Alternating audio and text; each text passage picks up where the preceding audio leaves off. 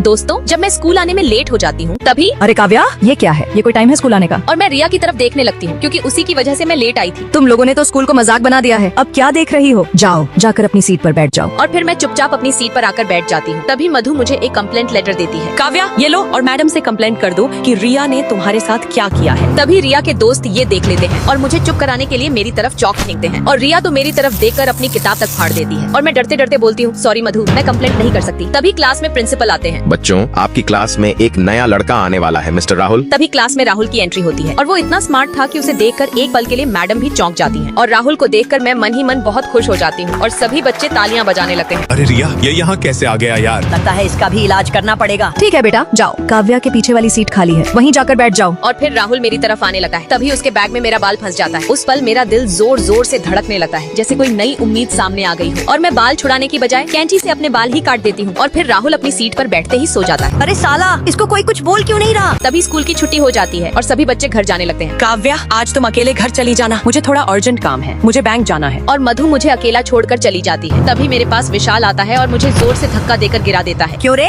सुना है तुम मेरे खिलाफ मैडम से कंप्लेंट करने वाली थी। उस दिन तो बच गई थी, लेकिन आज देखती हूँ तुम्हें कौन बचाएगा। तभी राहुल आकर मेरे सामने खड़ा हो जाता है और बोलता है, मैं भी देखता हूँ आज किसकी हिम्मत है जो इसे हाथ लगाएगा। अरे पिछली बार की तरह नहीं है राहुल, इस बार तुम्हें तुम्हारी औकात दिखा देंगे हम लोग। तभी विशाल राहुल को मारने की कोशिश करता है, लेकिन राहुल उसका हाथ पकड़कर जोर से मोड़ देता है और उसे नीचे गिरा देता है। ये देखकर रिया घबरा जाती है। तभी अमन भी राहुल पर हमला करता है, लेकिन राहुल उसे भी टेबल पर पटक देता है और उसकी आंखों में पेन मारने ही वाला होता है। तभी, रुको राहुल, तुम्हें मेरी कसम है, तुम इसे नहीं मारोगे। काव्या, कैसी बातें कर रही हो? इसने तुम्हें हाथ कैसे लगाया? आज मैं इसे छोड़ूंगा नहीं। तभी विशाल रिया के पास जाकर बोलता है, अरे रिया, मेरे भाई को बचा लो, नहीं तो राहुल उसे जान से मार देगा। मुझे बचा लो प्लीज, मुझे बचा लो। ओ राहुल, अमन को छोड़ दो, नहीं तो मैं प्रिंसिपल से कंप्लेंट कर दूंगी कि तुम्हारे और काव्या के बीच चक्कर चल रहा है। और इतना बोलकर रिया वहाँ से चली जाती है। थैंक यू राहुल, अगर आज तुम नहीं होते तो ये लोग मुझे बहुत परेशान करते। दोस्तों, सच्चा इंसान वही है जो गलत के खिलाफ खड़ा हो और सही का साथ दे। अगला पार्ट देखने के लिए सब्सक्राइब कर लीजिए और कमेंट में नेक्स्ट पार्ट लिखें।